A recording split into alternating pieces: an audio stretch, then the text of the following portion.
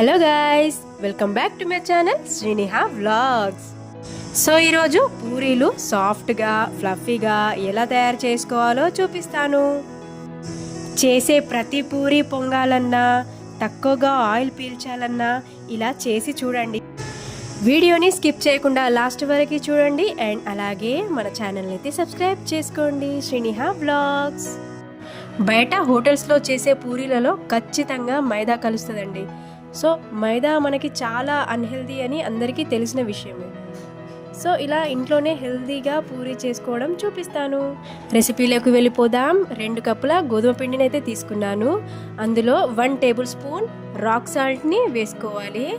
వేసుకొని బాగా మిక్స్ చేసుకోవాలి. ఇలా బాగా మిక్స్ చేసుకున్న తర్వాత మనం కొద్దిగా వాటర్ ఇందులో యాడ్ చేసుకుంటూ పిండిని అయితే ఇలా కలుపుకోవాలి. ఒకేసారి వాటర్ని బాగా యాడ్ చేయకుండా ఇలా కొద్దిగా వాటర్ని యాడ్ చేసుకోవాలి. లేకపోతే పిండి మెత్తగా అయ్యే ఛాన్సెస్ ఉంటాయి. ఒకవేళ కొన్ని వాటర్ ఎక్కువైనా కూడా మనం కొద్దిగా పొడి పిండిని తీసుకొని ఇలా కలిపేసుకోవాలి. మనం పిండిని ఎంత బాగా కలిపితే అంత బాగా సాఫ్ట్గా ఫ్లఫీగా పూరీలు అయితే వస్తాయండి. సో ఇలా కలుపుకున్న పిండి ముద్దని మనం మూతతో కవర్ చేసి 15 నిమిషాల పాటు పక్కకి పెట్టుకోవాలి. 15 నిమిషాల తర్వాత ఈ పిండి ముద్దని మనం మళ్ళీ ఒకసారి బాగా కలుపుకోవాలి. అండ్ అలాగే చిన్న ముద్దలు ఇలా చూపించే విధంగా చేసుకోవాలి. పిండి ముద్దలు చాలా చిన్నవిగా కాకుండా పెద్దగా కాకుండా ఇలా మీడియం సైజులో అయితే మనం తీసుకోవాలి. ఇలా పిండి ముద్దలన్నీ తయారు చేసుకున్న తర్వాత మనం ఒక పిండి ముద్దను తీసుకొని ఆయిల్తో ఇలా గ్రీస్ చేసుకోవాలి. కొందరు ఇలా ఆయిల్తో కాకుండా పొడి పిండితో కూడా చేస్తారు.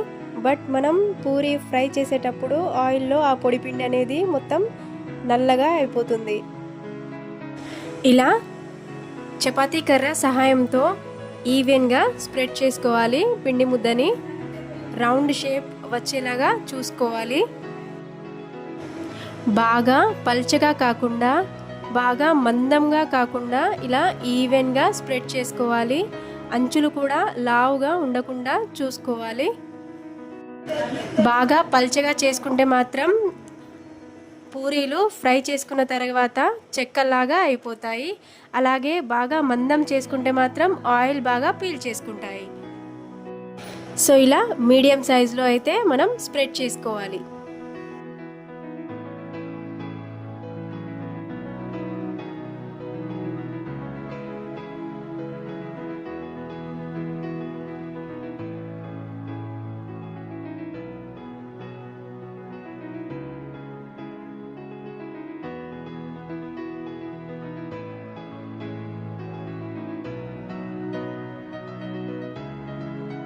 ఇలా పిండి ముద్దలన్నీ ఇలా తయారు చేసుకున్న తర్వాత మనం స్టవ్ ఆన్ చేసి కడాయి పెట్టుకొని కడాయి హీట్ అయ్యాక డీప్ ఫ్రైకి సరిపడా ఆయిల్ వేసుకోవాలి.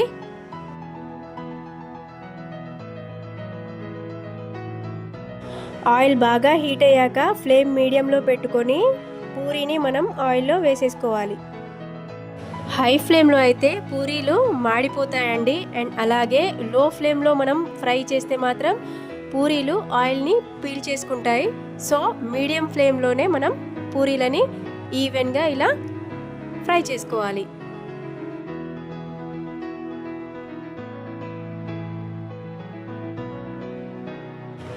పూరీని ఆయిల్లో వేశాక ఇలా గరిటె సాయంతో ఆయిల్ లోపలికి ఇలా డిప్ చేస్తూ ఉండాలి.